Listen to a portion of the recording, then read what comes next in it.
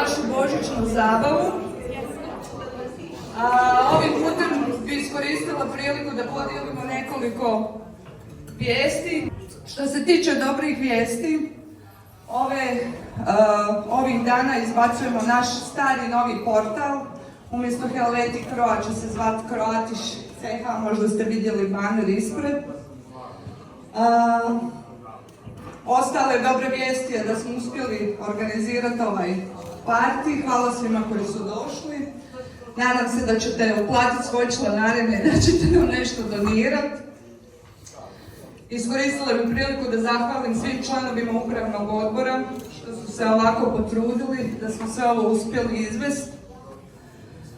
To su prvo Dubravka koja nažalost večeras nije s nama, zatim su to Mirna i dečki su tu Toni, Ante i Darko i nadam se da će ostati s nama i dalje. Hrana je besplatna zahvaljujući našem dragom sponzoru Mlinaru, gospodinu Andrijaniću, koji nas je podupro od početka vrlo lako. Tu su Badel Krolux, Karlovačko, a podržali su nas Croatia Airlines, Swiss Cruise i Podravka. Kad smo već kod ovih što su nas podržali, nadam se da ste ispunili listiće i ubacili u teglice za nagradnu igru. Naša pjevačica Bojana će izvući u 10 sati dobitnika.